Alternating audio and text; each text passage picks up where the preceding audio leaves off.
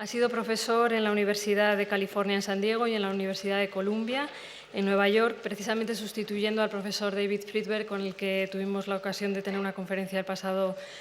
martes día 3. En la actualidad ostenta el cargo de jefe de conservación de pintura flamenca y escuelas del norte en el Museo del Prado, institución para la que trabaja desde el año 99 y para la que ha realizado numerosos estudios sobre pintura flamenca y comisariado importantes exposiciones. Muchas de ellas las conocerán, como fueron la de Vermeer en el año 2003, la de Rubens y la adoración de los magos en el 2005, Patinir en el 2007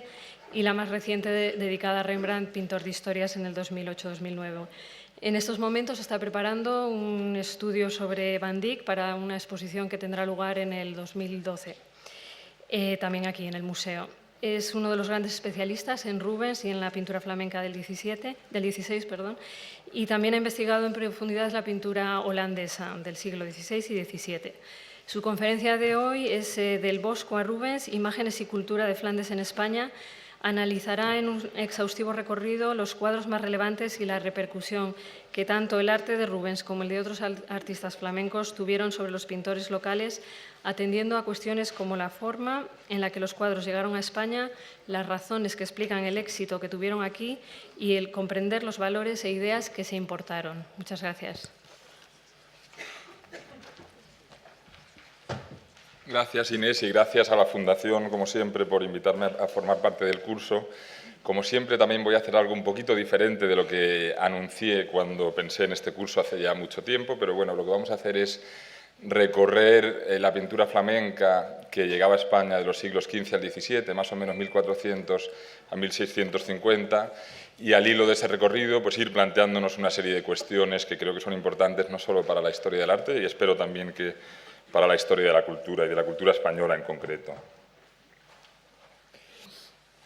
Yo creo que se apagan las luces ahora un poco para que veamos esto mejor, ¿no? Todos sabemos, sobre todo en el Prado, sobre todo quienes visitamos el Prado con frecuencia, que la presencia de pintura flamenca de los siglos XV a mediados del XVII en España fue muy abundante, lo es ahora y lo fue también en ese momento, ¿no? Y sabemos también, o es bien conocido, que las razones por las cuales esa presencia fue muy abundante tienen que ver en parte con el hecho de que los Países Bajos borgoñones, los Países Bajos meridionales, lo que ahora es Bélgica, los territorios en los que están ciudades como Bruselas, Lovaina, Gante, Brujas o Amberes, eran junto con Italia el mayor centro de producción de pintura durante esa época. También tiene que ver con el hecho de que haya mucha pintura flamenca en España, el hecho de que existían unas intensas relaciones comerciales entre esos Países Bajos y los reinos peninsulares,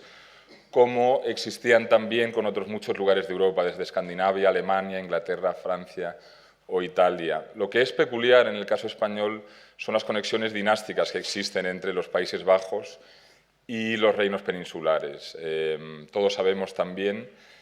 que Juana de Castilla, a quien conocemos como Juana la Loca, hija de Fernando y de Isabel, los reyes católicos, se casa con Felipe de Borgoña, que será Felipe I de España,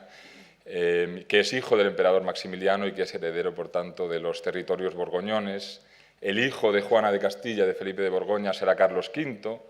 que nace en Gantes, que gobierna sobre los reinos peninsulares, también sobre sus territorios americanos, también sobre los territorios alemanes de la Casa de Austria, de la que también es heredero, y también sobre los territorios borgoñones o de los Países Bajos o de los Países Bajos meridionales. La terminología es un poquito confusa.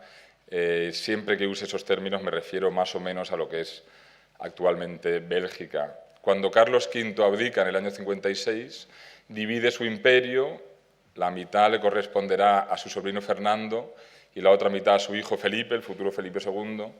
quien va a gobernar sobre los reinos peninsulares y los territorios americanos y también sobre los Países Bajos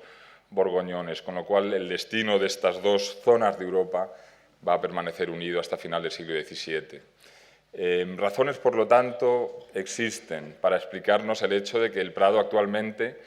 es heredero de la colección real de pintura flamenca, entre otras cosas, y es seguramente la mayor o una de las mayores, la mejor o una de las mejores colecciones que existen en el mundo de arte flamenco. Siempre me gusta insistir sobre el hecho de que cuando venimos a este museo estamos, entre otras cosas, en una capital, en la Casa de la Pintura Flamenca. Quiero llamar la atención, entre otras ideas sobre las que vamos a ir pensando, que voy a ir lanzando esta tarde, sobre cómo ha tratado la historiografía del arte español el tema de la presencia de lo flamenco en España, en la historia del arte español, en la historia de la cultura española.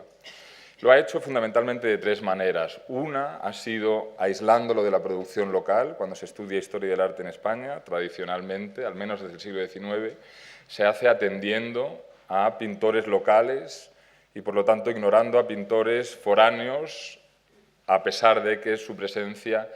en las colecciones españolas fuese muy abundante. Esa es una forma en la que se ha tratado esta pintura, se ha tratado obviándola. Otra es apropiándosela, hablaremos dentro de poco del fenómeno de la pintura hispano-flamenca. Ha existido la tendencia a apropiarse de algunos artistas por el mero hecho de que practicasen su tarea aquí durante un tiempo, y al apropiárnoslos y convertirlos en hispano-flamencos y no flamencos, lo que hacemos es crear la sensación de una especie de excepcionalidad, de que el hecho de que esta gente trabajase en España es un caso único, un caso especial y los diferencia del resto de lo flamenco. Yo creo que estas dos formas de tratar el asunto no son válidas, son criticables, y nos dedicaremos un poco a eso también esta tarde. Una tercera manera en la que se ha estudiado o se ha tratado la pintura flamenca o la presencia de la pintura flamenca en España del 15 al 17 ha sido atendiendo o fijándonos en la influencia que tiene sobre lo local, y esto no solo es legítimo, sino que es válido y es interesante y es importante, y haremos también algo de eso. Importan los cuadros flamencos que llegan a España, entre otras razones, según este último criterio, porque tienen influencia sobre pintores locales. Como digo, vamos a ver algunos casos de esos, y pienso que aunque esta manera de atender a esta cuestión, a la cuestión de lo flamenco en España, es válida, sigue siendo limitada, y lo que pretendo hacer hoy es llamar la atención sobre el hecho de que el fenómeno de un elemento que procede de una cultura extranjera o foránea y se inserta en una cultura local y lo hace con muchísima presencia, con muchísima abundancia, y de manera que influye mucho en la cultura de las élites de ese país, pues es un fenómeno más complejo de estas tres formas en las que ha sido tratado hasta ahora, y sobre esa complejidad quiero llamar la atención, y en ella vamos a fijarnos. Lo que tenemos en pantalla ahora son, en la parte superior izquierda, la tumba de Juan II de Castilla, padre de Isabel la Católica y de su mujer Isabel de Portugal, que es una escultura en la Cartuja de Miraflores, en Burgos, hecha por Gil de Siloe,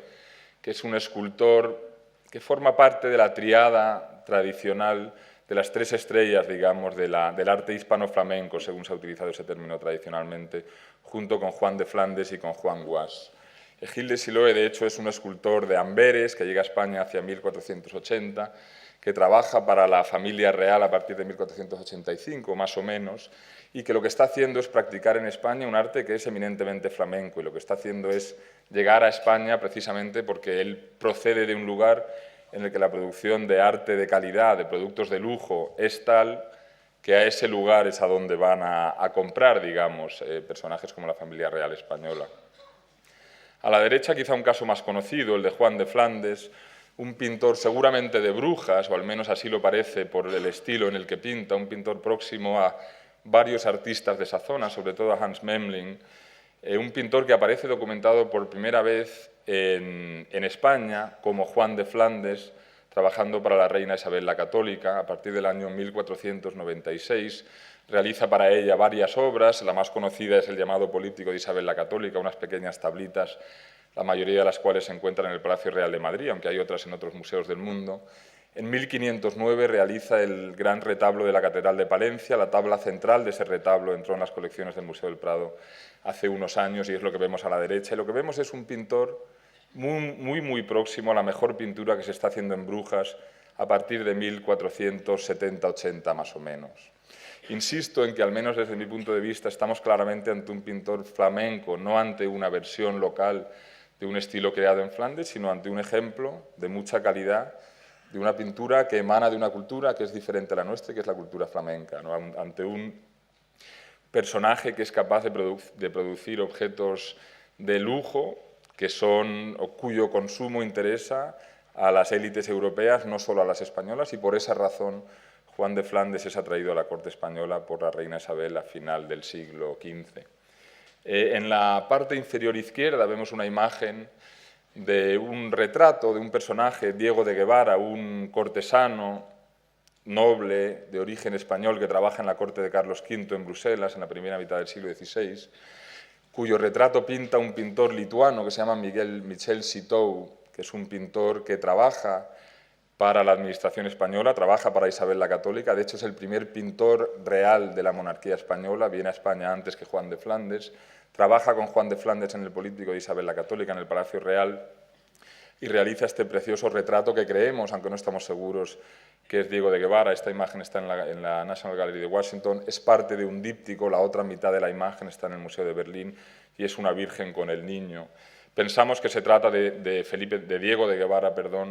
porque en una colección posterior aparece inventariado este retrato inserto en un marco en el que aparece el nombre del personaje retratado. Michel Citou es un personaje interesante para nosotros o para el argumento de esta conferencia, porque trabaja también en las Cortes de Inglaterra, en la Corte de Bruselas, aparte en la Corte española, trabaja también en la Corte danesa y en la Corte lituana, y me sirve a mí para llamar la atención sobre el hecho de que la importación de estos grandes pintores, cuyo estilo se ha forjado en ciudades como Gante y Brujas, a partir de los herederos de gente como Jan van Eyck y Roger van der Weyden, son pintores internacionales y que el interés por atraer a ellos y a su arte hacia cortes como la española pues es un interés que comparten todas las cortes europeas en ese momento. Y por lo tanto el fenómeno de lo hispano-flamenco es un fenómeno que realmente no podemos considerar exclusivo, y igual que no existe realmente un arte anglo-flamenco o un arte franco-flamenco, al menos no referido a este tipo de figuras, yo creo que es importante que mantengamos un poco la idea de que lo que estamos consumiendo como público local, lo que está consumiendo el siglo XVI en Europa, en España como público local,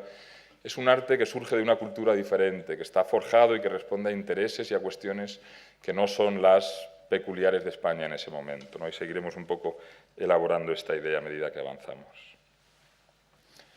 En 1434 Van Eyck pinta el cuadro que vemos a la izquierda, un cuadro asombroso que está en la National Gallery de Londres actualmente, que estuvo en Madrid durante mucho tiempo, desde 1556 hasta que salió de España en la época de las guerras napoleónicas. Un cuadro que representa a algún miembro, uno de varios posibles miembros de la familia Arnolfini, que es una familia de mercaderes italianos residentes en Brujas, en el momento de su matrimonio. Un cuadro que, como digo, un cuadro que al parecer se pinta para esta familia Arnolfini, que después pertenece a Diego de Guevara, al mismo personaje que hemos visto en la parte inferior izquierda de la pantalla, que de él pasa a la colección de Margarita de Austria, hermana de Maximiliano, tía de Carlos V, regente de los Países Bajos, que de ella pasa en 1516 a otra sobrina suya, María de Hungría, hermana de Carlos V y de nuevo gobernadora de los Países Bajos para la monarquía española, que viene a España en 1556, cuando María de Hungría abdica y viene a España con su hermano Carlos, y que está en las colecciones reales españolas a partir de ese momento. Y es un cuadro que se convierte en una especie de mito, del que se escribe mucho en España. Pacheco, por ejemplo, el suegro de Velázquez, llama la atención sobre Juan de la Encina, Jan van Eyck, y sobre sus cuadros principales o importantes, y sobre el hecho de que él es un modelo para pintores locales porque ha sido pintor de príncipes, de los príncipes de la Casa de Borgoña. Se convierte en un cuadro mítico, como digo. A la derecha, un cuadro que tiene algo en común con este, que veremos en la diapositiva siguiente, un cuadro mucho más tardío, pintado en 1653, más de 100 años más tarde. Un cuadro de David Teniers el joven, un pintor importante, pintor de corte del archiduque Leopoldo Guillermo, gobernador de los Países Bajos españoles o meridionales hacia mediados del siglo XVII, que es heredero de un género muy bonito del que vamos a hablar un poco más adelante, que es el género de las galerías de coleccionistas, de estas imágenes en los que una serie de personajes importantes alardean de su cultura como amantes y coleccionistas de arte, y que pinta este cuadro en el año 1650, calculamos, he dicho 53, en el año 53 este cuadro se documenta en el Alcázar de Madrid, en la colección real española. La razón por la que estoy enseñando esos dos cuadros es porque tienen una influencia muy importante y también muy obvia, aunque no ha sido notada, digamos, o no se ha llamado la atención sobre ella hasta los años 70 del siglo XX, sobre las Meninas de Velázquez. Y con esto quiero pues, llamar la atención sobre una de las formas en las que debemos de considerar la presencia de lo flamenco en España, de este elemento, digamos, que forjado, cocinado, por decirlo de otra manera, en una cultura diferente a la nuestra, pero que se inserta y al hacerlo pues, es recibida de una cierta manera, en este caso es recibida naturalizándola por parte de Velázquez. Yo creo que es claro que lo que tiene el cuadro de Van Eyck, que se relaciona con el cuadro de las Meninas, que recordemos se pinta en 1656, 3 años después de que el cuadro de Teniers llegue a la colección real española, el cuadro de Van Eyck lo que influye sobre todo sobre Velázquez es la presencia del espejo en la pared del fondo, que es una manera muy novedosa y muy importante y sobre la que se escribe también de añadir una especie de presencia, de sensación de una cuarta pared en esa composición o en esa habitación, una pared que está detrás nuestra, detrás de la gente que está viendo el cuadro y que por lo tanto hace que nosotros compartamos el espacio que está pintado y que acabemos teniendo esta sensación que es muy obvia y muy peculiar, tanto en el cuadro de Van Eyck como en el de las Meninas, de que habitamos el mismo espacio que esos personajes, hasta el punto que uno cree que al mover el aire o al pegar una patada en el suelo va a levantar el polvo no solo de su propia habitación, sino también del espacio pintado que vemos en esos dos cuadros. Pues esta forma de utilizar un espejo para reflejar en él unas figuras, que son figuras que están en el lugar en el que estamos nosotros, es una idea que se le ocurre a Jan Van Eyck y que Velázquez, pues evidentemente, tomó de él. La relación del cuadro de Teniers con el de Velázquez pues es aún más obvia, me parece, ¿no? Digamos que visualmente la influencia es más inmediata. El cuadro de las Meninas lo podemos entender como una especie de galería de coleccionistas o de galería de pinturas. Recordemos que el cuadro de Teniers no es más que uno de muchos cuadros de este tipo que han estado llegando a la corte española desde aproximadamente 1605. Vemos un personaje importante, miembro de la familia real, el gobernador Leopoldo Guillermo de Austria, con otros personajes de su corte, en el centro una sala, rodeados de cuadros, con una puerta que se abre hacia un espacio contiguo, con una serie de perros incluso. Bueno, ya no hay por qué encontrar influencias absolutamente en todo, ¿no? Pero me parece que sí que es evidente que Velázquez bebe en esta fuente. Me parece interesante también pensar en el hecho de la recepción de estos cuadros, qué le interesa a un artista de un producto cultural, que en última instancia es lo que es un cuadro, que ha sido creado por otras razones y en otros lugares, y cómo lo absorbe y qué es lo que hace con él, ¿no? Y son preguntas que no tienen respuestas concretas, pero con las que espero ir tejiendo la idea que creo que debemos de tener sobre por qué razones es importante la presencia de elementos culturales que siempre son elementos esenciales tanto en la cultura española del 15 al 17 como en cualquier cultura. Un cuadro de Patinir, un pintor de quien sabemos mucho en el museo a raíz de la exposición que hicimos hace no demasiado tiempo, llamar la atención en este caso sobre el hecho de que Felipe II hacia 1570-80 tiene 10 cuadros de Patinir en su colección. Es un pintor de quien hay bastante presencia en España, no mucho después de haberse pintado. Patinir es un pintor cuya actividad se documenta por primera vez en 1515, cuando está en Amberes. Nos dicen los documentos que viene del sur de Bélgica, de Namur. 1524, 9 años después, ha muerto, y eso es lo que sabemos de su vida. Un personaje que pinta unos 9 años, y nos dicen las fuentes contemporáneas, Durero entre otros, quizá el más interesante, que es un pintor conocido por pintar paisajes. Ese es su lugar en la historia del arte. El nicho que ocupa Patinir es un nicho muy claro, muy definible. Es el personaje que inventó la pintura de paisajes. Quizá una exageración. Desde el punto de vista histórico es cierto, ¿no? No es el primer pintor que pintó un paisaje, pero sí es el primer pintor que se especializó en pintar paisajes, que hizo poco más que eso y que convirtió la posibilidad de pintar paisajes en un género, en una profesión, en una dedicación, y a partir de entonces otros muchos pudieron hacer lo mismo. Lo interesante para nosotros es entender de dónde surge esta idea de pintar paisajes, que aparece en Amberes, en algunos otros sitios también, pero sobre todo en Amberes hacia 1515. Y observar cuadros como estos en los que se solapan dos cosas. Una la veremos en algunas obras posteriores. Es una idea de origen tardomedieval que refleja la filosofía cristiana del momento y la visión del mundo que emana de esa filosofía, que es la idea de la vida como una confrontación entre el bien y el mal, y el mundo entendido como un escenario en el que tiene lugar esa confrontación. Y en muchos otros cuadros de Patinir yo creo que es más obvia esa visión que en este, pero lo vamos a ver más adelante. Se solapa esa manera de entender el mundo con una más moderna, y es una que empieza a aparecer en Europa a principios del siglo XVI, coincidiendo con la pintura de Patinir. Y es el principio de lo que podemos llamar, muy el principio de lo que podemos empezar a llamar el racionalismo científico. Estamos justo en el momento de la aparición de las ciencias naturales. las expediciones que empiezan siguiendo el modelo de Aristóteles a catalogar especies de animales, de plantas, de árboles. Expediciones en las que a menudo van pintores, porque los pintores son quienes tienen que tomar nota, quienes tienen que documentar cómo son esos elementos que existen en la naturaleza, que ahora de repente los habitantes de Europa, los europeos, la gente que vive en esta cultura, quiere conocer, que empiezan a entender su entorno natural como un lugar que tiene interés en sí mismo, que no solamente es interesante como reflejo de su creador, como manera de acercarse a Dios, sino que tiene interés en sí mismo, principio de una mentalidad moderna. Yo pienso que cuando estos cuadros llegan al Escorial, hasta cierto punto el Escorial, por supuesto, y la corte de Felipe II es una corte eminentemente contemporánea, y hasta cierto punto este tipo de cuestión también está en el ambiente, pero yo pienso que la razón por la que le interesan mucho a Felipe II tiene más que ver con la relación que tienen con la pintura del Bosco, no tanto este ejemplo como algunos otros que vamos a ver. El Patinir es un bosquiano, hay un renacimiento bosquiano a partir de 1520, el Bosco muere en 1516, sobre todo hacia 1550 hay una gran eclosión de imitadores del Bosco, hasta el punto que Felipe de Guevara, el hijo de Diego de Guevara, a quien vimos en un cuadro anterior, escribe un libro en el que habla, en 1576,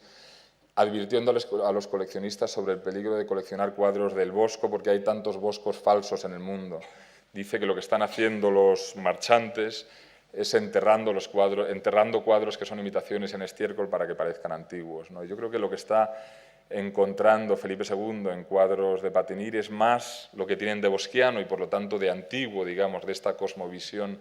de la filosofía cristiana, que lo que tienen de moderno. Y lo que tienen de moderno es algo que se relaciona con esa foto que tenemos en la parte inferior derecha, es esta idea de que hasta cierto punto responden a una observación del natural, a mirar el mundo con ojos que se interesan en el mundo como algo que es un fin en sí mismo, ¿no? Esa roca que vemos a la derecha es una roca que existe en la región de Namur, cerca de Dinant, que es la zona en la que nació Patinir, y aunque no se documente hasta que aparece en el gremio de pintores de Amberes en 1515, los documentos nos dicen en ese momento que era un pintor natural de la zona de Namur, de Dinant, o de un pueblo que se llama Bobigny, que está justo al otro lado del río. Lo que está llegando a la colección real española en ese momento es algo que se ha creado atendiendo a este criterio de imitación del natural, de interés por un entorno, que podría ser incluso identificable, o que sería desde luego más identificable en esa corte que en la corte española. Me parece interesante también llamar la atención sobre el hecho de que esos paisajes a la Patinir inmediatamente empiezan a aparecer en las ventanas, en los fondos de cuadros que se pintan a partir de mediados del siglo XVI en muchos lugares de Europa. Pasa mucho en Italia, por ejemplo. De hecho, en Italia empieza a pasar desde el primer momento, ¿no? Desde 1515 aproximadamente empezamos a ver estos paisajes muy patinirescos en ventanas al fondo de un cuadro. Y lo mismo pasa en España, en cuadros de Luis de Morales o de Juan de Juanes, pintados en torno a 1550-1560, ¿no? Cuadros que quieren parecer modernos, quieren parecer a la moda, quieren parecer el último grito, incorporando esta manera de mirar la naturaleza en estas imágenes que vemos al fondo. Lo que es interesante es que esa manera de representar la naturaleza, como he dicho, ha surgido de una observación del natural. Y ahora los pintores quieren incorporar a sus cuadros imágenes de la naturaleza, porque eso es una cosa moderna, pero incorporan una naturaleza no observada, sino copiada de otro pintor, o no observada directamente, pero observada por otro. Y es un fenómeno también muy interesante, yo creo, de una especie de transposición de un fenómeno cultural que se va heredando y desvirtuando hasta cierto modo. Aunque insisto en que al incorporar imágenes de este tipo, tan claramente identificables con la manera en que la pintura de Amberes, a partir de Patinir, había pintado los paisajes, estos cuadros lo que estaban haciendo era presentarse ante sus clientes como cuadros modernos, como cuadros que estaban a la última moda. La influencia de la enorme presencia de pintura flamenca que está llegando a España en el siglo XVI y sobre todo a principios del siglo XVII, en lo local, pues de nuevo el caso de Velázquez, que cuando pinta para las ermitas que se están construyendo en torno al Palacio del Buen Retiro, en el Parque del Retiro de Madrid,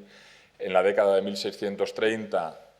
él, junto con otra serie de pintores, la mayoría contratados en Roma, especialistas en el paisaje, cuando pinta un paisaje, un caso extraño en su producción, hace solo este y los paisajes de la Villa Medici de Roma, cuando pinta un paisaje, como digo,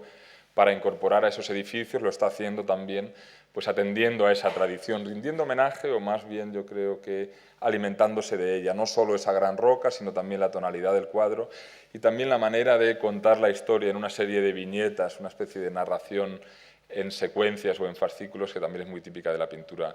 de Patinir. Recordar en esta transmisión de ideas que es tan típica de la pintura en este escenario de la historia del arte que es la corte española, sobre todo la colección del Alcázar, que es la que en 1819, con algunas variantes, llega al Prado. Recordar el hecho de que Velázquez no solo es pintor de corte, sino que también es decorador y conservador de la colección. Es la persona encargada de decorar espacios, de cuidar cuadros, de almacenarlos, de decidir qué se hace con ellos, como lo será después Goya también a finales del siglo XVIII y principios del XIX. O sea que es la persona que ha estado decidiendo dónde se colocan los cuadros de Patinir, entre muchos otros cuadros, qué se hace con ellos, cómo se restauran, etc. Un profundo conocedor de esa pintura. El Bosco es un pintor muy favorito de Felipe II, un pintor activo más o menos desde 1450 hasta 1516, como hemos dicho, y un pintor de quien hay una gran cantidad de cuadros en el Escorial ya en época de Felipe II. La mayoría llegan a través de dos figuras que sepamos documentar, que son figuras que nos hablan de algo que ya venimos viendo desde hace unos minutos, que es la importancia de esta conexión dinástica y burocrática también de los funcionarios españoles que están presentes en la corte de Bruselas y en las ciudades de los Países Bajos y en la conexión entre las dinastías o de la presencia de miembros de la dinastía que gobierna la monarquía española en Madrid en los centros de los Países Bajos. Muchos de los cuadros del Bosco que entran en la colección española en época de Felipe II lo hacen a través de Felipe de Guevara, a cuyos herederos les compra los cuadros Felipe II. Felipe de Guevara es el hijo de Diego de Guevara, como hemos visto, que era un miembro de la administración española, de la administración de Carlos V en Bruselas. Otro grupo de cuadros del Bosco y también de Patinir, por cierto, que entran en la colección real española en los años 70-80 del siglo XVI, lo hacen a través de la colección de Fernando de Toledo, hijo ilegítimo de Fernando Álvarez de Toledo, tercer duque de Alba, a cuyos herederos les compra también o les fuerza, en cierto modo, según los documentos, a vender los cuadros Felipe II para incorporarlos a su colección. Y es interesante, en este caso, a mí me gusta llamar la atención, o me llama a mí la atención el hecho de que Felipe II es un verdadero apasionado de la pintura bosquiana y colecciona muchos cuadros de Patinir porque muchos de ellos son muy bosquianos y colecciona también otros muchos cuadros de otros pintores anónimos que siguen actualmente en las colecciones del Prado, que lo que hacen es prolongar durante todo el siglo XVI esta especie de imágenes infernales y de fantasmagorías tan típicas del Bosco. Pero a pesar de esa gran afición que tiene Felipe II por la pintura del Bosco, no aparece un especialista en este tipo de pintura en España y es interesante plantearse esa cuestión. Va a haber géneros, va a haber tipos de pintura que van a llegar de fuera, que va a haber pintores locales que se conviertan en especialistas y va a haber algunos géneros en los que eso no sucede. El tema del paisaje, por ejemplo, es interesante que tradicionalmente se ha dicho que en España no interesa mucho el género del paisaje. La realidad es que la mayor colección del mundo que hay de Patinir en el XVI, el creador del paisaje, está en la colección real española. Y la realidad también es que en el siglo XVII, en la misma época en la que Velázquez pinta su cuadro para las ermitas del Buen Retiro, desde Madrid se hace un encargo, el mayor encargo que existe en toda Europa en el siglo XVII, para pintar una serie de cuadros de paisajes, un encargo que recae sobre especialistas locales que trabajan en Roma, especialistas residentes en Roma en ese tipo de pintura, Jan Bot, Hermann Mansmanevelt, Claudio Lorena, Nicolás Poussin, entre otros pintores extranjeros que dedican su vida a pintar paisajes. Se consume mucha pintura de paisaje en el ambiente cortesano español, pero es raro el pintor español que la produce. De hecho, solo hay uno, que es Francisco Collantes, que es un especialista madrileño, que debemos de suponer que lo que está haciendo es rellenando huecos, está proveyendo a la colección real española y a los nobles que imitan el comportamiento del rey en este sentido de cuadros parecidos, pero no surgen muchos más.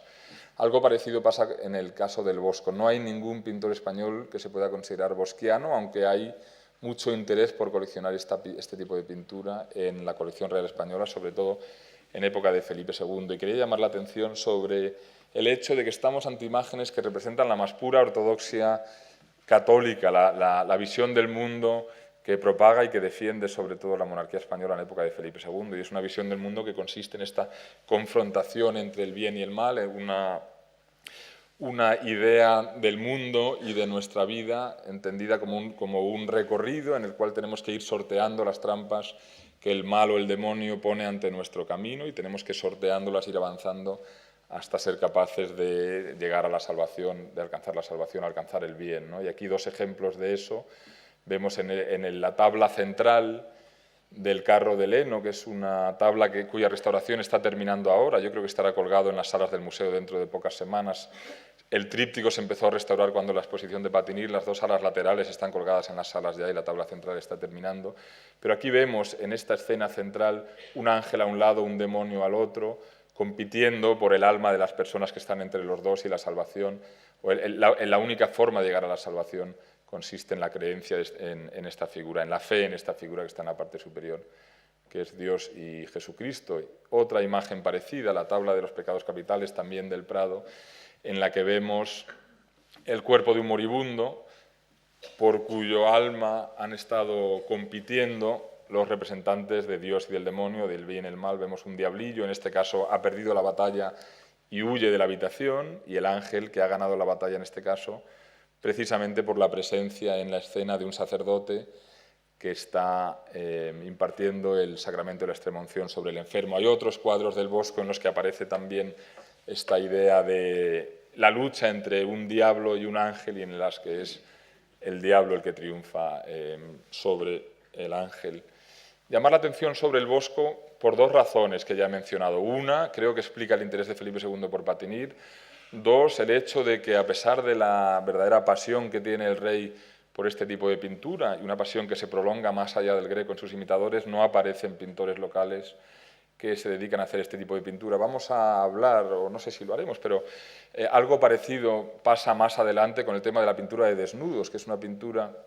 que se colecciona mucho en los ámbitos cortesanos españoles, y no solo por el rey, sino por algunos grandes coleccionistas, como el almirante de Castilla y algunos otros también. Pero es una pintura que hacen siempre pintores extranjeros, como Tiziano en el 16 y Rubens en el 17. La idea de que en España no hay pintura de desnudos es cierta a medias. Los pintores españoles son reacios, y lo son seguramente por las advertencias que llegan, entre otros lugares, desde la Inquisición, que están culpando de ese tipo de imágenes indecentes, que dicen no a los dueños, sino a los que las realizan, ¿no? Y efectivamente no las realizan pintores locales, con alguna excepción, pero los coleccionistas locales sí que las coleccionan, solo que van fuera a comprarlas para traerlas a sus colecciones. Otro cuadro del Bosco, hablando que me permite introducir otro asunto, que es la relación de la pintura que se hace en Flandes con una cuestión que es muy local y que tiene que ver con la historia de lo que está sucediendo en los Países Bajos borgoñones o meridionales o españoles a partir de mediados del siglo XVI, que es la guerra, primero una guerra religiosa, después una guerra que acabará con la independencia de los Países Bajos, lo que ahora llamamos Holanda, a partir más o menos de 1588, es una cosa que ocurre paulatinamente. De facto podemos decir que en 1612 los Países Bajos del Norte, Holanda, son independientes. De hecho, legalmente no lo serán hasta 1648 con la paz de Münster. Pero lo que es interesante es que mucha pintura que va a llegar a España al final del XVI y en el XVII es pintura en la que se refleja claramente esta situación de guerra religiosa y de guerra también cultural y de guerra de imágenes. En la parte superior derecha enseño un cuadro muy conocido del Bosco, y lo enseño porque me acuerdo siempre de una cosa que decimos mucho con algo de complacencia en el Prado, que tiene algo de verdad también, y es el hecho de que, a diferencia de los grandes museos de algunos otros lugares, sobre todo Francia e Inglaterra, las colecciones reales españolas no están hechas en su mayor parte a base de saqueos, pero sí lo están en parte también, y este cuadro es un ejemplo. Este cuadro lo confisca el duque de Alba del Palacio Real de Bruselas, pertenece a Enrique de Orange, Enrique de Nassau, príncipe de Orange, que es el líder y el héroe de la revuelta holandesa, y hay una serie de documentos que he leído aquí en otras charlas y que no voy a repetir por esa razón, en los que se describe con mucho detalle las torturas que aplica el duque de Alba al guardián del Palacio de Bruselas para conseguir que le diga dónde está este cuadro, y son torturas, pues como digo, muy detalladas, hablando de la piel que le van quitando y las uñas y los huesos que le van rompiendo, etc. El duque de Alba, a quien vemos en la imagen inferior izquierda, que es un personaje pues importante, interesante en el mundo de las artes, pero no muy bien documentado. Granvela, por ejemplo, otro de los mandos españoles o de la administración de los Habsburgo en los Países Bajos meridionales, en Bruselas, en ese momento advierte en una serie de cartas a otra gente, a otros nobles locales, de la voracidad del duque para confiscar obras de arte. Lo está haciendo Granvela, que es una persona que comparte el gobierno con él. No sabemos si Fernando Álvarez de Toledo, tercer duque de Alba, no sabemos si colecciona o si está confiscando arte para entregarle a Felipe II buscando su favor. Es una cuestión no muy bien estudiada. En cualquier caso, una escultura magnífica que está en la colección Frick de Nueva York, de Jacques Jongeling, un escultor flamenco formado con los Leoni en Milán y continuador en la segunda mitad del XVI de la tradición de los bronces de Benvenuto Cellini, uno de los grandes escultores del XVI. Y recordar de nuevo un poco esta inserción de las culturas, ¿no? Alba está en Bruselas esculpiéndose como una imagen del héroe de esta cultura del humanismo cristiano heredera de la antigüedad clásica, con un busto que es una obra maestra de uno de los escultores que han sido forjados y formados en las últimas fases del Renacimiento italiano. Hablaba hace un momento de esta guerra de imágenes que surge en este momento, en esta frontera, en este lugar donde se confrontan la cultura de la Europa de la Contrarreforma, la Europa católica liderada por España, y la rebelión de los Países Bajos del Norte y la rebelión protestante, entre otras cosas. Aparece, como digo, una guerra de imágenes, hay miles y miles de grabados en los que se hace burla o se satiriza la imagen del contrario, uno de ellos la imagen de Alba destruyendo la ciudad de Amberes en la parte inferior izquierda, pero más interesante, bueno, hay un par de imágenes más, ahora llegaremos a imágenes que van llegando a España y que son más interesantes para nosotros por esa razón. Otras dos imágenes de esta guerra de culturas, imágenes que permanecen en los Países Bajos. En la parte de arriba, un cuadro de Adrian van de Bene, que es un pintor holandés, que pinta esto en 1613, un año después de la tregua de los 12 años, la tregua de 1609, que es la tregua donde realmente se reconoce ya lo que de hecho es cierto, y es que se han separado los Países Bajos del norte y del sur. Una tregua, por cierto, para cuya firma pinta Rubens la Adoración de los Magos, que está en este museo, o sea que cuadros que surgen del mismo contexto, del mismo momento, ¿no? Van de Bene lo que está pintando aquí es una confrontación entre los Países Bajos del sur y del norte. Este cuadro se llama Pescando almas y vemos una serie de sacerdotes protestantes pescando almas de afortunados de una manera más o menos ordenada o más ordenada que la de los sacerdotes católicos, que están en una situación un poco más delicada, hundiéndose tanto la nave como los fieles a los que intentan salvar. En este lado, una serie de retratos reconocibles de personajes que gobiernan los Países Bajos del norte, lo que ahora llamamos Holanda, aunque recordemos que Holanda no es más que una de las varias provincias que forman el actual Reino de los Países Bajos. Y en la parte de la derecha, el gobierno de los Países Bajos meridionales o españoles, miembros de la Corte de Bruselas, liderados por dos personajes a los que apenas vemos, que están ahí, que son el archiduque Alberto de Austria, sobrino de Felipe II, y su prima y esposa, Isabel Clara Eugenia, criada en el Escorial como su primo y gobernantes de los Países Bajos españoles desde 1598, y personajes claves, sobre todo ella, para el mecenazgo de la pintura flamenca hasta que ella muere en 1631 y para la llegada, sobre todo, de pintura flamenca a España en las primeras décadas del XVII. El hecho de que, o sea, la distinción, el hecho de que, digamos, el bien o el favor del artista hacia el lado holandés y no hacia el lado flamenco o de Bruselas o español, es claro cuando uno observa que en un lado hay un arco iris y un árbol que florece, y en el otro lado hay una tormenta y un árbol que se ha secado, ¿no? Es parte de esta guerra de imágenes. En la parte inferior, un cuadro de Dirk van Denen, de otro pintor holandés, hacia 1655, en este caso, un cuadro posterior, y no es más que una de muchas imágenes que se podrían elegir, que nos hablan de esta guerra de imágenes, en este caso una reunión de los Estados Generales del Parlamento holandés o del norte, en una sala en la que cuelgan banderas, trofeos capturados a naves de la Armada Española a partir de la revuelta de finales del siglo XVI. Como digo, hay muchísimas imágenes de este tipo. La mayoría son imágenes que no son gran arte, son grabados bastante populares que se editaban en grandes cantidades pero algunos son cuadros de un consumo más cortesano, más de élite. Sería bonito alguna vez, yo creo, hacer una exposición con pintura de élite que refleja este asunto, esta especie de guerra cultural o guerra de imágenes que surge de este contexto. Algunas de estas imágenes se están importando a España, por ejemplo, algunas de estas galerías de coleccionistas. Un género muy interesante lo hemos visto en Teniers, este es un cuadro contemporáneo del de Teniers más o menos hacia 1650. Es un género que surge en Amberes hacia 1605, de la mano de dos pintores, posiblemente, no sabemos exactamente quién lo inventa, pero Jan Bruegel el Viejo o quizá Franz Franken el Joven, bueno, no nos importa tanto el nombre. El caso es que es un género que lo que refleja es una cultura muy sofisticada en su consumo del arte, un lugar en el que el coleccionismo ha llegado a un nivel de sofisticación que implica un gusto por rodearse de estos objetos, por mostrarse a sí mismos rodeados de objetos y por hacer que los demás nos imaginemos estas discusiones en las que harían pues, lo que hacemos hoy en día también los amantes del arte, que es discutir sobre una atribución, otra atribución, una fecha, ese tipo de cuestiones, ¿no? Es interesante que en el gremio de pintores de Amberes hay una categoría que no existe en la mayoría de los otros lugares, que es la categoría del amante de las artes, o sea que ahí estamos en un lugar que está creando cultura artística porque es un lugar especialmente sofisticado, desarrollado en no solo en esta producción, sino también en su manera de consumir pintura. Esto se relaciona con esta guerra de imágenes de la que estamos hablando por una cuestión sobre la que voy a llamar la atención en un momento. Vemos una serie de personas, como en todas estas galerías de coleccionistas, en este cuadro de Van Stalbemt, reunidas en torno a los objetos que les gusta coleccionar, pues objetos que responden a este interés por el mundo, a este nuevo momento que se reflejaba también en la pintura de Patinir, objetos extraños, corales, conchas, este tipo de cosa, instrumentos también científicos y visuales, grabados, algunas esculturas antiguas, también reflejo de este interés por la antigüedad que pervive en el XVII, tanto como en el XV y el XVI.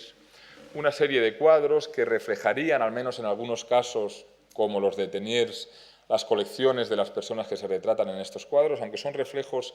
vagos, no son realmente retratos de estas colecciones. A menudo uno ve, y lo sabemos por inventarios, que reproducen cuadros con mucho más tamaño de los que realmente tienen, o de que incluyen una serie de cuadros y después 2 o 3 que no tenían, pero que les hubiese gustado tener, que estaban en otra colección. O sea, son retratos idealizados de este tipo de cosas. Pero lo que vemos también es que en el centro de la habitación, toda esta serie de personajes sofisticados, elegantes, nobles, locales, miembros de esta aristocracia de los Países Bajos del Sur, meridionales, españoles y católicos, están observando un cuadro en el que, si nos fijamos, y este cuadro está en el Prado, una serie de figuras están destruyendo obras de arte y esas figuras no tienen cuerpo de seres humanos pero tienen cabezas de animal. Y eso es una referencia a los episodios de iconoclastia que ha habido en los Países Bajos a partir de la revuelta, 2 veces por lo menos en el siglo XVI y alguna vez más adelante. Por supuesto que uno de los preceptos de la reforma luterana, calvinista y de algunas de las sectas de la Iglesia protestante es la admonición contra el exceso de idolatría hacia las imágenes sagradas y hay episodios violentos, curiosamente algunos de ellos incluso liderados por pintores, de invasión de iglesias en el siglo XVI y destrucción de todas las imágenes. Por esa razón, por ejemplo, se ha perdido muchísima pintura religiosa flamenca de la segunda mitad del XVI. Hay pintores como Peter Aertsen, por ejemplo, a quienes consideramos principalmente actualmente pintores de escenas de mercado y escenas de género, pero que sabemos por documentos que eran principalmente pintores de pintura religiosa para iglesias. Toda esa pintura se ha destruido. Estamos ante una imagen en la que el pintor lo que está haciendo es contrastar el comportamiento de esta élite sofisticada a la que le gusta el arte con el comportamiento contrario, que es el de la barbarie del norte, la barbarie del comportamiento de los protestantes de las Provincias Unidas del Norte. También este cuadro de Rubens y Jan Bruegel, que está en el Prado y que llega a España, trae consigo o tiene como parte de su genealogía o de su código genético, casi podríamos decir, un reflejo de esta guerra de imágenes que es tan característica de Amberes y de lo que está pasando en los Países Bajos del norte y del sur en ese momento. Por cierto, una guerra ideológica a la que sería muy sensible la corte española, que estaba muy pendiente a lo que estaba pasando en el norte, ¿no? Lo que estamos viendo en este caso, que es una preciosidad de cuadro en el que Rubens pinta las figuras y Jan Bruegel pinta todo lo que las rodea. El cuadro es muchas cosas, es un reflejo de una cultura cortesana, a la que le gusta coleccionar no solo obras de arte, armaduras, sino también animales y flores y frutos exóticos. Hay varias cortes en Europa que están compitiendo por ver quién es el que tiene el elemento más exótico, más difícil de conseguir. Es interesante, por ejemplo, en este cuadro y en algunos otros también, cómo se incluye un animal que no existe, que está por ahí, que es un conejo con cuernos. Y eso no es fantasía del pintor, eso es... Este es un cuadro pintado para la corte de los archiduques Alberto de Austria y Isabel Clara Eugenia, y es un cuadro que refleja su idea de coleccionar animales, de crear una especie de protozoo, como ocurre también en Praga y como ocurre también en España. Y existen imágenes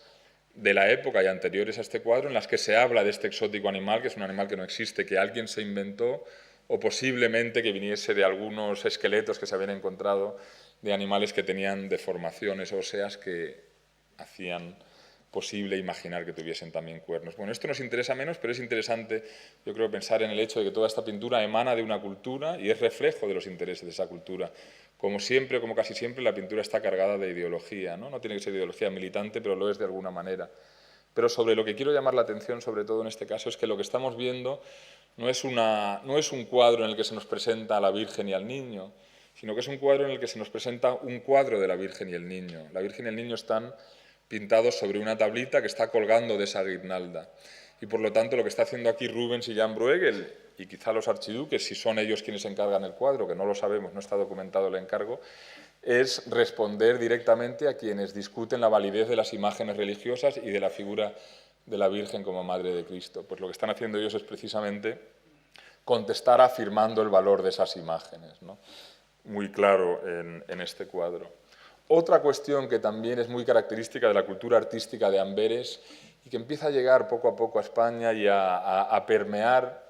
yo creo, la cultura de lo local de una forma u otra. A la izquierda vemos otro de estos cuadros, otra guirnalda, en este caso pintada también por Jan Bruegel el Viejo, que es uno de los grandes pintores del 17, yo creo que de los grandes, quizá uno de los menos reconocidos, amigo de Rubens, hijo de Peter Bruegel el Viejo.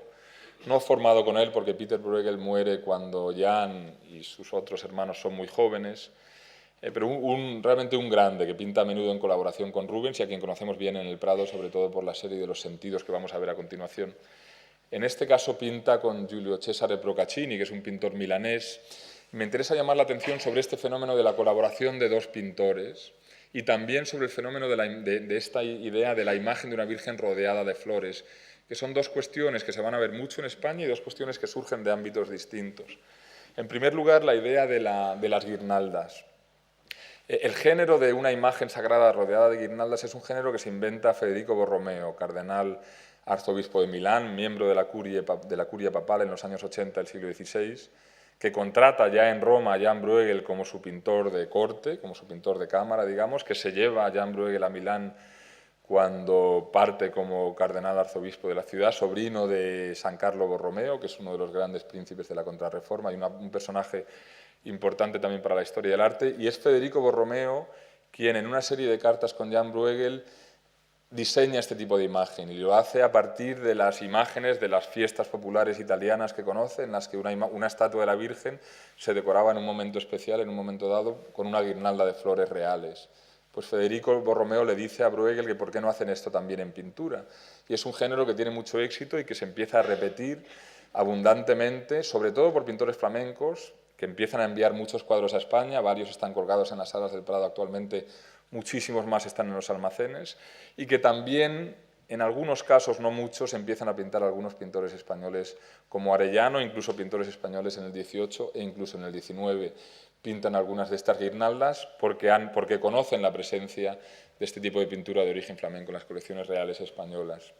O sea que un caso muy interesante de un origen muy concreto que responde a la creatividad de una figura muy interesante y muy importante para la historia del arte, como es Federico Borromeo, fundador de uno de los primeros museos que existen en el mundo, que es la Ambrosiana de Milán, que sigue estando ahí casi tal cual él la dejó, también escritor de una guía de su propio museo muy interesante, 1621 creo que es, porque vemos como un personaje de la época veía los cuadros y veía sus cuadros y los quería mostrar al mundo, y un personaje que, como digo, es interesante porque realmente inventa un género que tendrá muchísimo éxito. La otra cuestión que vemos en este cuadro, la de la colaboración de dos artistas importantes, Se ve también en un cuadro de Patinir, que es un cuadro más bosquiano que el anterior que vimos de Patinir, pero en el que me interesa ahora llamar la atención sobre el hecho de que el paisaje es obra de Patinir, este maravilloso Las tentaciones de San Antonio en un paisaje, que pertenece al Prado también, y las figuras son de la otra gran estrella de la pintura en Amberes hacia 1515-20, que es Quintin Metsais, durero cuando va de visita a los Países Bajos del Sur y escribe un diario muy detallado, va hablando de las personas a las que visita, las personas importantes a quienes quiere conocer, y entre ellas están Patinir y Quintin Metsais, y si no recuerdo mal, solo Jan Provost, solo un artista más en Amberes, ¿no? Este cuadro se documenta en las colecciones de Felipe II en el Escorial hacia 1560-70 como un paisaje con las tentaciones de San Antonio de mano del maestro Quintin y del maestro Joaquín. Un inventario muy temprano que ya identifica la colaboración de dos artistas. El fenómeno de dos artistas participando juntos en un cuadro es una cosa heredada de la tradición artística tanto flamenca como italiana, de la idea del taller de pintura, de la idea del maestro que tiene ayudantes. Un pintor importante que tiene un nombre que le permite vender cuadros caros, contrata a otro pintor que le sirve de ayudante y que es un pintor que cuyo nombre no es conocido, y con eso lo que hace es maximizar su producción. Puede hacer más cuadros en menos tiempo. Lo que estamos viendo ahora es una manera contraria de interpretar el mismo fenómeno. Lo que hace Patinir y Quintin Metsais aquí, por primera vez que sepamos, este es el primer cuadro que se conserva, aunque hay algunos documentos anteriores de uno o dos casos más, pero este es el primer cuadro que conocemos en el que colaboran dos pintores en un cuadro, pero son dos pintores que harían que el cuadro fuese más caro, no más barato, que haría que el cuadro fuese más laborioso, no más rápido de producir, que el cuadro fuese un producto más lujoso y no lo contrario, ¿no? Son dos pintores, los dos muy reconocibles, los dos muy conocidos. Es un tipo de producto nuevo y que surge de la cultura artística de Amberes. Y es un fenómeno que va a tener mucha continuidad, sobre todo en la obra de Jan Bruegel y Rubens durante la primera mitad del siglo XVII, y que en muchos casos vamos a ver llegando a la colección real española. Uno de los casos más conocidos se da en 1616, cuando la ciudad de Amberes hace un regalo a la corte de los archiduques, Alberto de Austria y Isabel Clara Eugenia, de dos cuadros en los que dice, el documento que acompaña al cuadro, que participaron 12 pintores, dos cuadros en cuya ejecución participaron 12 pintores, liderados por Jan Bruegel, que se ve que era la persona encargada de coordinar el proyecto.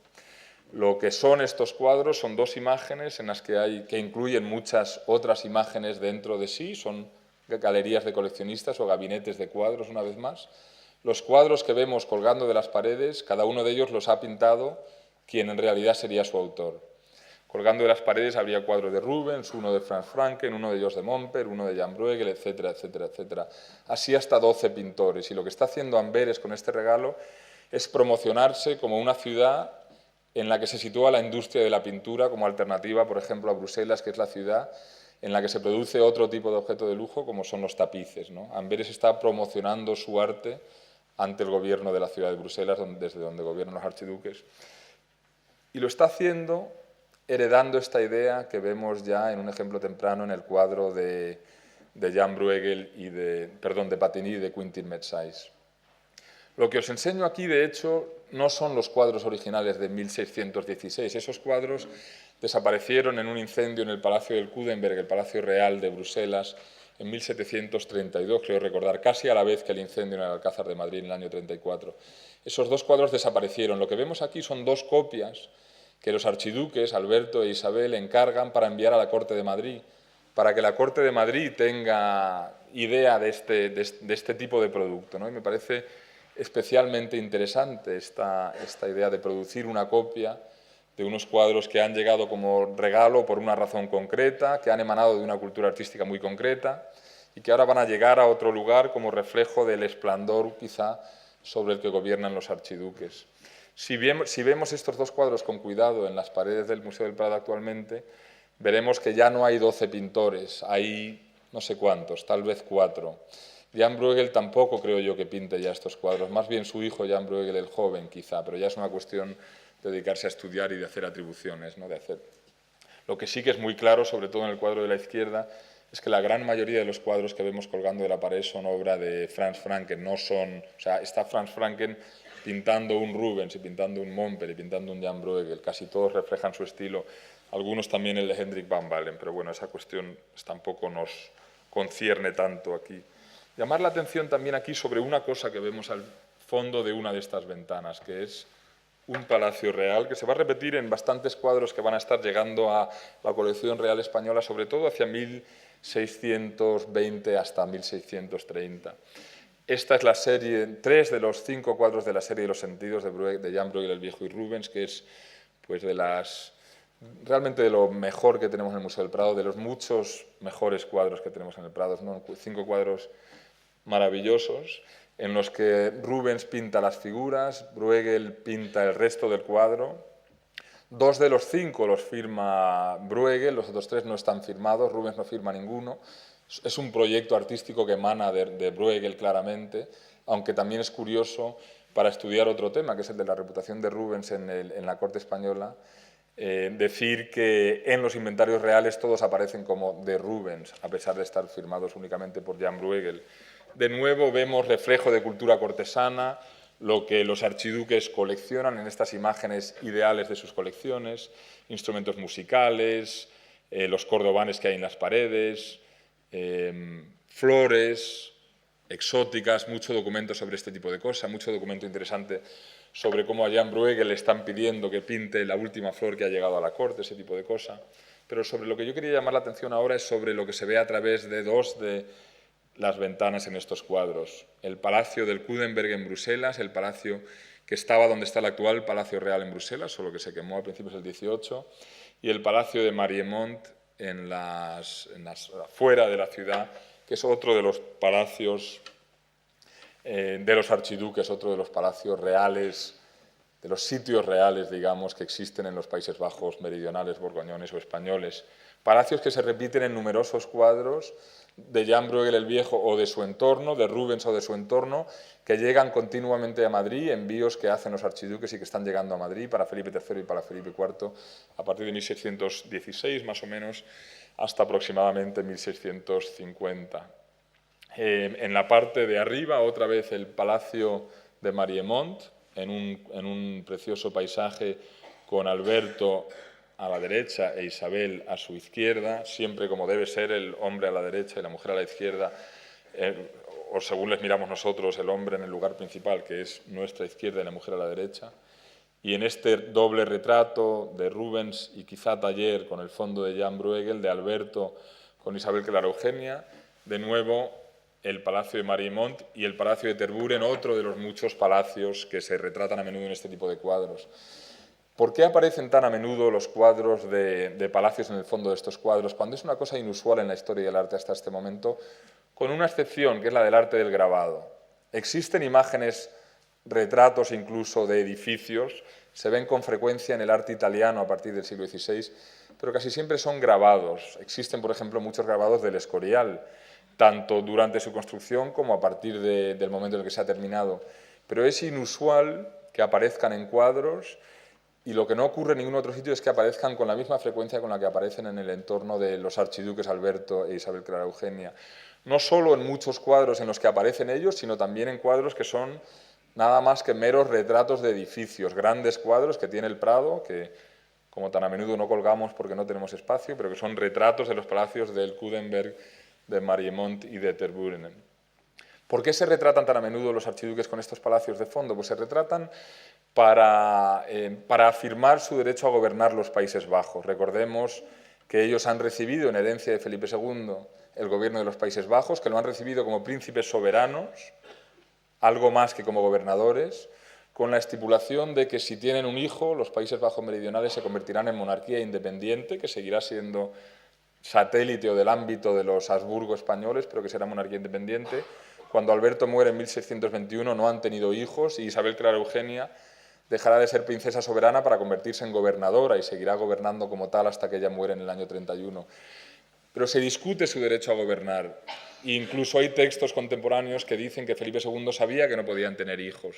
No sabemos si eso es cierto o no, pero lo que sí que sabemos es que se discute el derecho de esta pareja a gobernar y se habla de ellos en algunos ámbitos como príncipes foráneos. Y lo que están haciendo ellos al vincularse con palacios que son más antiguos que ellos, que son palacios hechos por gobernadores más antiguos y claramente legítimos, es afirmar su legitimidad a gobernar. Y todo esto es interesante porque empiezan a llegar a España este tipo de cuadros y empiezan a imitarse en algunos casos también por pintores locales y aparecen.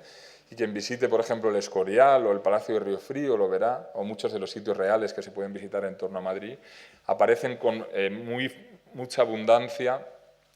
retratos de sitios reales en España, que yo considero que son realmente consecuencia de la llegada de este tipo de cuadros a España desde Flandes. En algunos casos, como siempre, Velázquez los incorpora a su pintura con una naturalidad apabullante hasta el punto de que no nos damos cuenta de cuál es la genealogía de lo que está pintando, pero yo creo que en este cuadro, que está en una colección particular en Inglaterra, de la educación del príncipe Baltasar Carlos, la escuela de equitación en la que vemos al fondo a sus padres, los reyes Isabel y Felipe IV, y al conde duque de Olivares, que es el encargado de transmitir la educación al príncipe heredero, están posando todos ellos ante el Palacio del Buen Retiro, que es la criatura de Olivares realmente, ¿no? Simbólicamente es un cuadro que yo creo que nos está hablando de la importancia de Olivares como sustento para esa monarquía, tanto para los padres como para el príncipe heredero, y lo está haciendo utilizando como fondo ese edificio que se ha convertido en el edificio principal del rey en estos años y que es un edificio que es realmente su criatura, su proyecto. Yo creo que está haciendo esto Olivares y está haciendo esto Velázquez, habiendo aprendido la lección de los cuadros que han estado llegando de Flandes. El género de la pintura de sitios reales es muy abundante en la pintura española en el XVII y muy abundante y de mucha calidad en el XVIII, por ejemplo, en este precioso cuadro del Escorial de Miguel Ángel Guas, y hay muchos otros cuadros de sitios reales pintados por él, e incluso en el XIX aparece pintado con alguna frecuencia por Brambilla, entre algunos otros pintores. Otro tipo de pintura que está llegando a España a partir del siglo XVI son imágenes como esta de la izquierda, de Marinus, un cuadro firmado y fechado en 1549, creo recordar, está colgado en sala, se puede ver la firma y la fecha están aquí. Un cuadro que es una imitación de un cuadro de Quentin Metsais, que es un cuadro que se hace famoso, que es un cuadro de dos banqueros, ¿no? Y es un cuadro que tradicionalmente hemos interpretado, yo pienso que con algo de razón, pero quizá de manera excesivamente exclusiva, como una admonición contra el exceso o contra la acumulación de riquezas, que realmente es una cuestión que ocupa y preocupa mucho a la cultura contemporánea, esta idea del enriquecimiento, que es muy importante realmente en Europa a partir del descubrimiento de América fundamentalmente,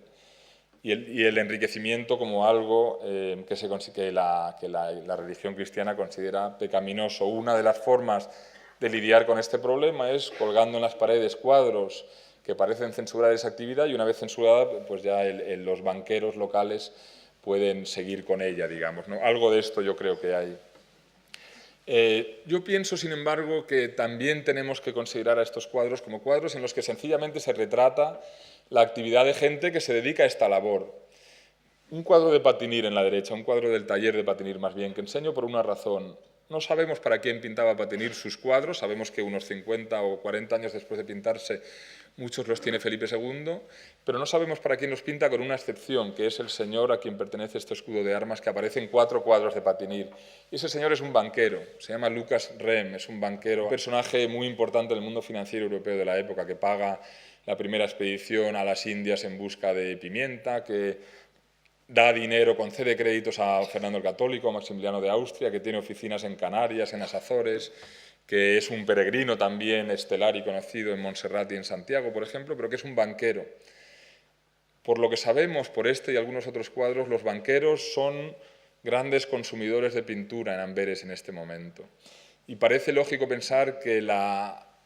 aparición repentina y la presencia muy abundante de cuadros en los que se trata este tipo de tema, y poco después de estos cuadros, cuadros de mercados, como los que pinta Schneiders, no se pueden considerar solo cuadros que están censurando una actividad, sino que deben de considerarse como las primeras imágenes de lo que podemos llamar el capitalismo, el protocapitalismo, las primeras imágenes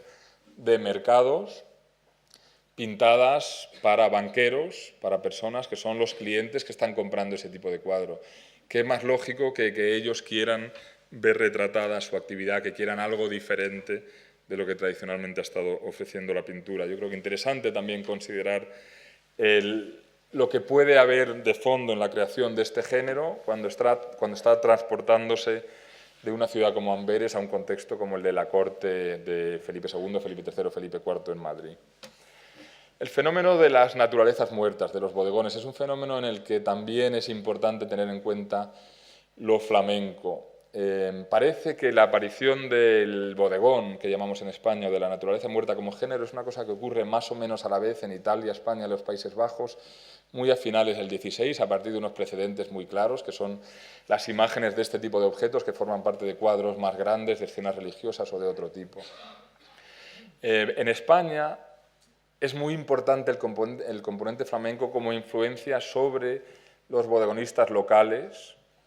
pero esa influencia va a ser muy digerida y va a haber mucho pintor de naturaleza muerta en España, mucho pintor local. Quizá el más productivo de todos ellos, y el más conocido al menos en Madrid, o el más productivo en el ambiente cortesano, es Van der Hamen, que es miembro de una familia flamenca. Su abuelo había sido servidor de la corte de Bruselas, su padre se había mudado a España como miembro de la Guardia de Archeros Reales, que era un grupo de cortesanos tradicionalmente de origen flamenco, había venido en 1580, él se había instalado en torno a la Plaza de la Paja, que era donde vivía la comunidad flamenca en Madrid. Juan Van der Hamen había sido bautizado en 1596, creo recordar, en la parroquia de San Andrés, que es la parroquia de la comunidad flamenca en España. Su madre era nieta también, Dorotea Whitman Gómez de León, hija también de un flamenco instalado en España. Y empieza a trabajar como bodegonista Van der Hamen. A partir de 1519 es el primer cuadro suyo documentado que conocemos, un encargo para la colección real. A partir de 1519-20, fijándose sobre todo en dos artistas o en dos tipos de pintura. Una, Sánchez Cotán, un bodegonista de quien hereda Van der Hamen sobre todo los famosos marcos geométricos o arquitectónicos que vemos en muchos de sus cuadros posteriores sobre todo, que no voy a enseñar aquí. Y también la pintura flamenca. Sus modelos van a ser gente como la gran Clara Peters, de quien tenemos 4 cuadros en el Prado. Uno lo enseño en esta imagen izquierda, una bodegonista maravillosa, una de las pocas mujeres pintoras del XVII y las pocas que tenemos en el Prado. Una persona especialmente interesada por afirmar su identidad y su presencia en sus cuadros. Esos puntitos claritos que se ven ahí son pequeños autorretratos de ella, reflejada una y otra vez en esos cacharros que está reproduciendo en sus bodegones. A la derecha un cuadro de Van der Hamen que se inspira más o menos en Osias Bert, en Clara Peters, pero me interesa llamar la atención sobre todo sobre esta serie de bodegones. A la izquierda un cuadro de Franz Schneiders, un pintor que a partir de 1609 trabaja con Rubens, que va a ser el gran bodegonista y pintor de escenas de animales flamenco, un pintor carísimo cuyos cuadros llegan en grandes números a España a partir de la tercera década del siglo XVII, de mano del rey y también del marqués de Leganés, un gran coleccionista de pintura flamenca, y un pintor, como digo, muy valorado en España. Sus precios son altísimos en los inventarios de esa época. A la izquierda, como digo, un cuadro suyo, un pintor espléndido, un pintor de una frescura, de una suculencia que es muy especial, ¿no? Que hay que ver sus cuadros de cerca para apreciar eso, pero lo que me interesa aquí sobre todo es ver cómo estos dos cuadros de Van der Hamen muy tempranos, de lo primero que hace hacia 1620, son copias literales del cuadro de Schneiders. O sea, todo en el cuadro de arriba prácticamente entero es una copia y en el cuadro de abajo la cesta central también es una copia prácticamente idéntica del cuadro que vemos a la izquierda. Lo curioso es que son copias que están firmadas por Van der Hamen, o sea que realmente lo que está haciendo es directamente un plagio deshonesto, me parece a mí. Está vendiendo como propio un cuadro que directamente ha copiado de otro artista. Es muy frecuente la producción de copias en la pintura europea desde principios del Renacimiento y es un fenómeno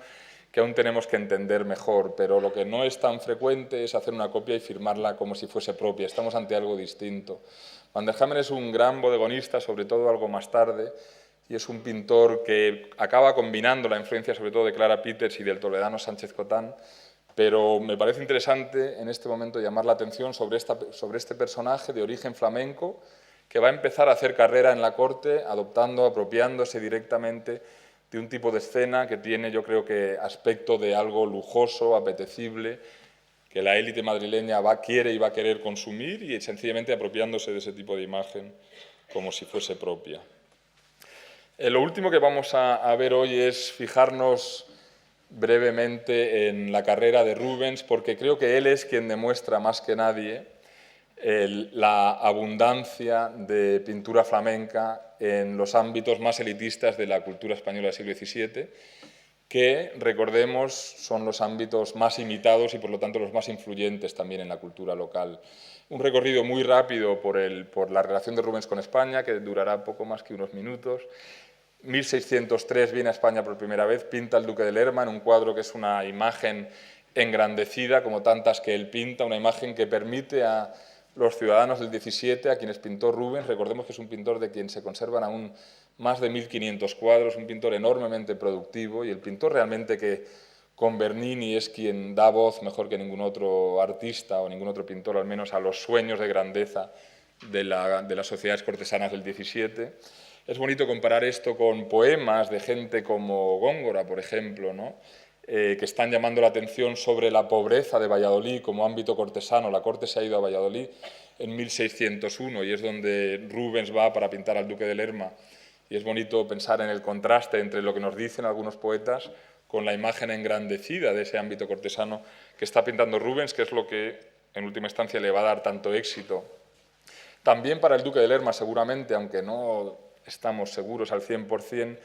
pinta Rubens una serie de apóstoles, que algunos de ellos cuelgan en las salas del Prado. En 1618, Rubens, en una carta a un coleccionista inglés que le quiere comprar cuadros, dice que tiene una copia de una serie de los 12 apóstoles famosa que tiene el Duque de Lerma ya en ese momento. En el 18 ya los tiene Lerma, deben haber llegado a España un poco antes. Cuadros también magníficos, yo creo que resumen mejor que ninguna otra imagen que se me ocurra a mí lo que es el humanismo cristiano, este concepto que define la cultura europea desde el final del 15 o desde el 15 al 18 por lo menos,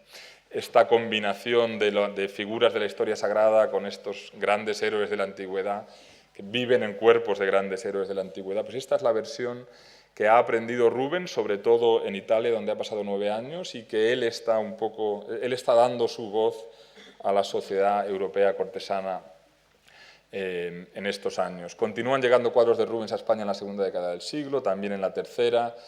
Un ejemplo es esta Adoración de los Magos, que en su estado original es un cuadro que terminaba por aquí y por aquí, más o menos, un cuadro que el ayudante o el favorito de Lerma, Rodrigo Calderón, recibe como regalo del Ayuntamiento de Amberes en 1612, creo recordar, un cuadro cuya versión original se pinta en 1609. Calderón lo trae a Madrid. Cuando cae el régimen de Lerma, que ha sido el favorito de Felipe III, juzgan a Calderón, le condenan a muerte, el rey le confisca el cuadro, Rubens lo volverá a encontrar en las colecciones reales y lo repintará y le añadirá la parte superior y la parte derecha. Uno de muchísimos cuadros que están llegando de Rubens a España en estos años. En el año 1628, momento importante para el conocimiento del pintor en España y para la abundante presencia de su obra también en Madrid, llega a la corte de Felipe IV como embajador, no como pintor, pero va a estar 9 meses en Madrid, llega con 8 cuadros como regalo para el rey, pinta una larga serie de retratos de personajes locales, copia, según nos dice Pacheco, el suegro de Velázquez, con quien Rubens comparte estudio en ese momento, copias de todos los cuadros de Tiziano que hay en la colección real. Calculamos que en torno a 30 o 40 cuadros debió de pintar Rubens en este momento, la mayoría de los cuales permanecerían en España, y pinta un cuadro también que es especialmente importante para entender hasta qué punto Rubens se va a convertir en la voz de la monarquía española en este momento. Uno de los cuadros que pinta en estos 9 meses que pasa en Madrid, entre agosto del año 1628 y abril del 29, es este retrato ecuestre de Felipe IV, que le encarga el rey,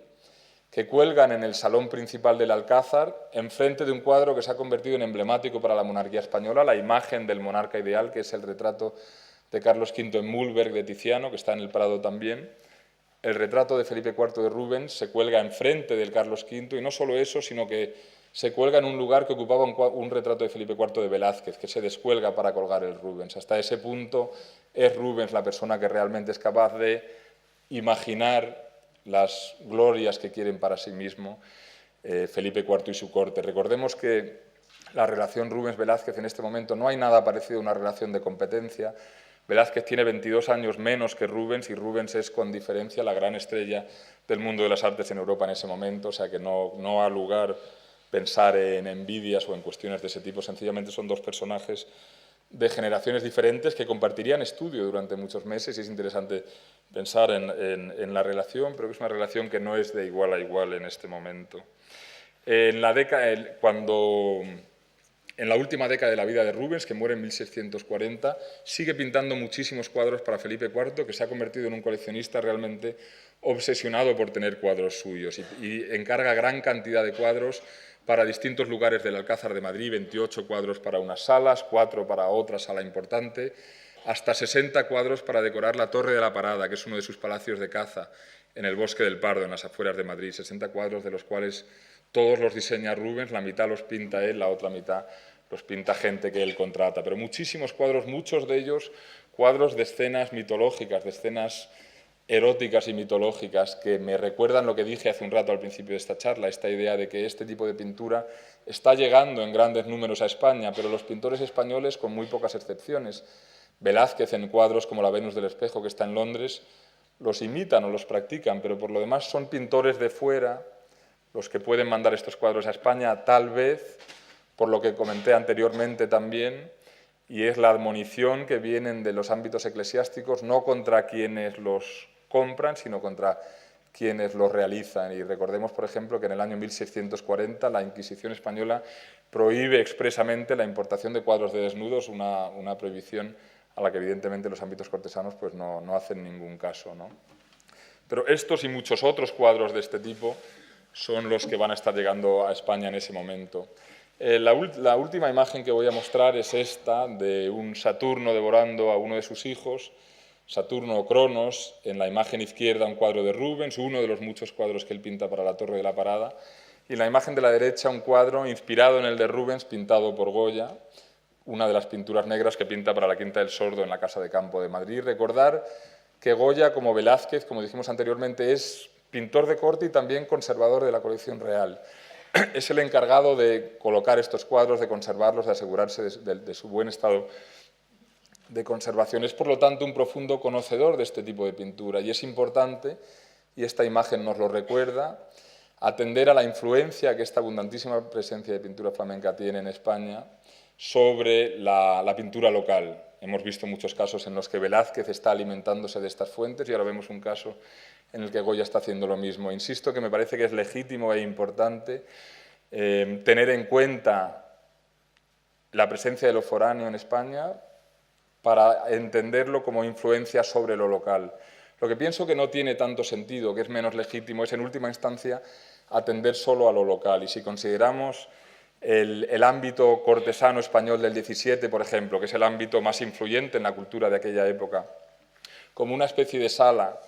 y pensamos en cuáles son los cuadros que colgaban de esa sala, pues es evidente que los cuadros que colgaban eran cuadros pintados por pintores españoles en muchos casos, pero en muchísimos otros casos, como hemos visto, cuadros pintados por pintores que no eran españoles. Y me parece a mí claro que si queremos entender la mentalidad de esta gente y a través de su mentalidad su cultura, la cultura de la España del XVII y de otras épocas, pues no podemos hacerlo atendiendo solo a una parte de los cuadros que miraban y que conformaban sus mentalidades, sino que tenemos que hacerlo atendiendo a todos los cuadros a los que miraban. Gracias.